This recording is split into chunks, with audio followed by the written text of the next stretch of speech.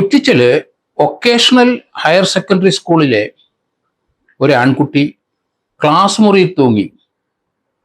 ഈ വാർത്ത നമ്മളെ എല്ലാവരും വളരെയധികം വിഷമിപ്പിച്ചു കളഞ്ഞു. ആ +1 കുട്ടി പഠിക്കുന്ന ക്ലാസ് മുറിയിലാണ് ആത്മഹത്യ ചെയ്തത്.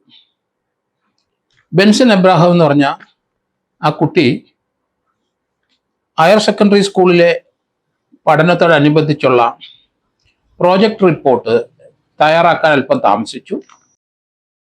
എന്തായാലും അതിൻ്റെ ലാസ്റ്റ് ഡേറ്റ് ഇന്നലെ ആയിരുന്നു.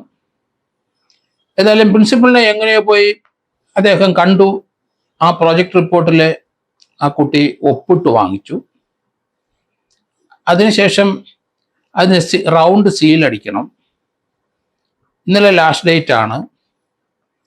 ആ ഓഫീസ് ക്ലാർക്കിൻ്റെ മുറിയിൽ ചെന്നപ്പം ഓഫീസ് ക്ലാർക്കിനെ കണ്ടില്ല. ആ കുട്ടി തന്നെ റൗണ്ട് സീൽ അതിൽ അടിച്ചു.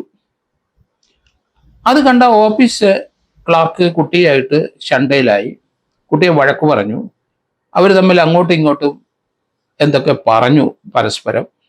കുട്ടി വളരെ വിഷമിച്ചു. ഈ വിവരം പ്രിൻസിപ്പളിനെ അറിയിച്ചു ക്ലാർക്ക്. അതിനുശേഷം പ്രിൻസിപ്പള് കുട്ടികളെ മാതാപിതാക്കളെ വിവരം അറിയിച്ചു.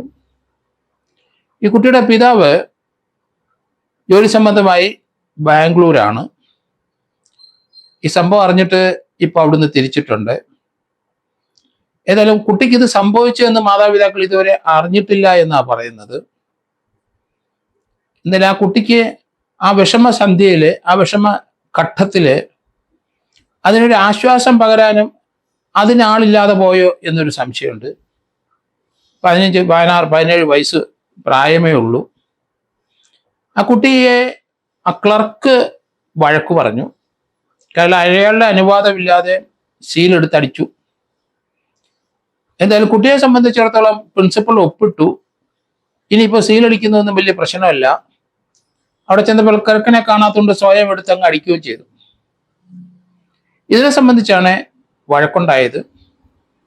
ഏതായാലും രാത്രിയിൽ കുട്ടി വീട്ടിൽ ചെന്നില്ല. പക്ഷെ രാത്രി തന്നെ ആ ക്ലർക്ക് അയാൾ ലീവിന് അപ്ലൈ ചെയ്തിരിക്കുന്നു. അത് സംശയം ഉണർത്തുന്നതാണ്. അപ്പൊ അയാൾ ചിലപ്പം കുട്ടി തൂങ്ങാൻ പോയതോ തൂങ്ങി നിൽക്കുന്നതോ കണ്ടിട്ടുണ്ടാവണം. പക്ഷേ കുട്ടി ഇന്നലെ രാത്രി വീട്ടിൽ ചെന്നില്ല. ബന്ധുക്കൾ അന്വേഷിച്ചു. എവിടെ പോയെന്ന് അറിയത്തില്ല. പോലീസ് റിപ്പോർട്ട് ചെയ്തു. കുട്ടിയെ കാണാതെ പോയി എന്നാണ് ധരിച്ചത്. മാനസിക വിഷമം കൊണ്ട് കുട്ടി എങ്ങോട്ടെങ്കിലും മാറിയതാണോ പോയതാണോ എന്നറിയില്ല. ഏതായാലും ശുചീകരണ തൊഴിലാളികള് ഇന്ന് രാവിലെ സ്കൂൾ പരിസരം വൃത്തിയാക്കാൻ ചെന്നപ്പോഴാണ് കുട്ടി അതേ ക്ലാസ്സിൽ തന്നെ തൂങ്ങി നിൽക്കുന്ന കാണുന്നത്. വളരെ വേദനാജനകമായ ഒരു അവസ്ഥയായിരുന്നു. ഏതായാലും കുട്ടിയുടെ ഡെഡ് ബോഡി പോലീസ് ഇപ്പം അഴിച്ചു. ഇൻക്വസ്റ്റ് തയ്യാറാക്കിക്കൊണ്ടിരിക്കുന്നു. ഇന്ന് തന്നെ പോസ്റ്റ്മോർട്ടം ചെയ്യാൻ സാധിക്കുമോ ഇല്ലയോ സംശയമുണ്ട്. എന്തായാലും ഇന്ന് സ്കൂളിലെ രാവിലെ ശുചീകരണ തൊഴിലാളി വന്ന ശേഷം മാത്രമാണ് കുട്ടി അവിടെ തൂങ്ങി നിൽക്കുന്ന കാണുന്നതും. പിന്നെ സ്കൂളിലെ ടീച്ചേഴ്സും എല്ലാം വന്നു. ഏതായാലും ഉച്ചവരെ ഇത് സംബന്ധമായ പ്രശ്നങ്ങളായിരുന്നു. മാതാപിതാക്കളെ വിളിച്ചു. അവരെത്തിച്ചേർന്നിട്ടില്ല. കുട്ടിക്ക് എന്ത് സംഭവിച്ചെന്ന് അവർക്ക് കമ്മ്യൂണിക്കേറ്റ് ചെയ്തില്ല എന്നാണ് പറയുന്നത്. പോലീസ് നടപടികളായിട്ട് മുന്നോട്ട് പോയി. ഇനിയിപ്പം പോസ്റ്റ്മോർട്ടത്തിന് കൊണ്ടുപോകണം. ഇൻക്വസ്റ്റ് തയ്യാറാക്കി കഴിഞ്ഞു. RDO സ്ഥലത്ത് വന്നിട്ടുണ്ട്. അവിടുത്തെ കൂടിയ പൗരജനങ്ങളും മറ്റുള്ളവരും RDOയുടെ സാന്നിധ്യം ആവശ്യപ്പെട്ടു. ഏതായാലും അത് നല്ല കാര്യമാണ്. എന്തുകൊണ്ട് ഇന്നലെ രാത്രി തന്നെ ആ ക്ലർക്ക് ലീവ് എടുത്തു? അയാൾ കണ്ടിരിക്കാം. കുട്ടിക്ക് വിഷമം കൂടി അവിടെ നേരെ ഇറങ്ങിപ്പോയി തൂങ്ങിയിട്ടുണ്ടാവണം. എന്തായാലും അയാൾ രാത്രി തന്നെ പ്രിൻസിപ്പളിൻ്റെ അടുത്ത് വിവരം പറഞ്ഞിട്ടുണ്ട്. രാത്രി തന്നെ ലീവ് അപ്ലൈ ചെയ്തിട്ടുണ്ട്. അത് വളരെ ദുരൂഹമായിട്ട് തോന്നുന്നുണ്ട്. ഏതായാലും മാതാപിതാക്കളെ സംബന്ധിച്ചിടത്തോളം അവരുടെ പൊന്നുമോൻ നഷ്ടപ്പെട്ടിരിക്കുന്നു. മാനസികമായ വ്യഥ ആ കൊച്ചിനുണ്ടായി. അത് എത്രത്തോളം കഠിനമായിരുന്നു, അതിനത് സഹിക്കാൻ പറ്റിയില്ല.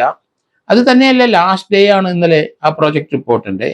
എല്ലാവരും കൊടുത്തു, ഈ കുട്ടി മാത്രം കൊടുത്തില്ല. പല സ്കൂളിലും കോളേജിലും ഇതുപോലെയുള്ള പ്രശ്നങ്ങൾ കുട്ടികൾ അഭിമുഖീകരിക്കുന്നുണ്ട്. അതൊക്കെ തീർച്ചയായിട്ടും അത് പരിഹരിക്കാം എന്ന്, സമയമെടുത്തായാലും അത് പരിഹരിക്കാമെന്ന കുട്ടികൾക്ക് ഒരു ആശ്വാസവാക്ക് സാറന്മാരും സ്കൂൾ സ്റ്റാഫുകളും കൊടുക്കണം. ഇത് ആ ദിവസം കഴിഞ്ഞു പോയി തനിക്കിനി മുന്നോട്ട് പോകാൻ കഴിയില്ല, അടുത്ത സെക്കൻഡ് ഇയർ കയറാൻ കഴിയില്ല എന്നൊക്കെയാണ് കുട്ടികളുടെ മനസ്സിലെ ചിന്ത. വലിയവരുടെ പോലെ ചിന്തയല്ലല്ലോ കുട്ടികൾക്ക്. വേദനപ്പെട്ടു, പ്രയാസപ്പെട്ടു, അയാളുടെ വഴക്ക് കേട്ടു, അയാൾ പോയി ആത്മഹത്യ ചെയ്തു എന്നാണ് ഇപ്പൊ പറഞ്ഞു കേൾക്കുന്നത്.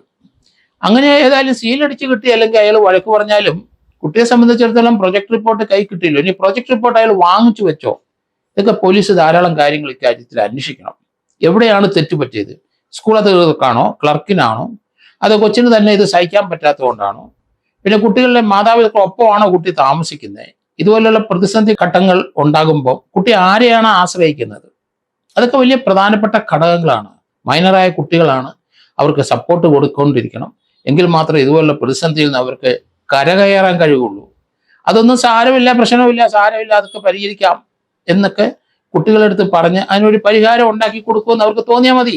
ഇതുപോലുള്ള സന്ദർഭങ്ങളിൽ വിഷമിച്ച് ഒറ്റയ്ക്ക് നിൽക്കുന്ന, നിസ്സഹായനായി നിൽക്കുന്ന ആളുടെ അവസ്ഥ ഉണ്ടാകാതെ നോക്കണം കുട്ടികൾക്കെല്ലാം. മാതാപിതാക്കൾ വളരെ ശ്രദ്ധിക്കേണ്ട കാര്യമാണ്.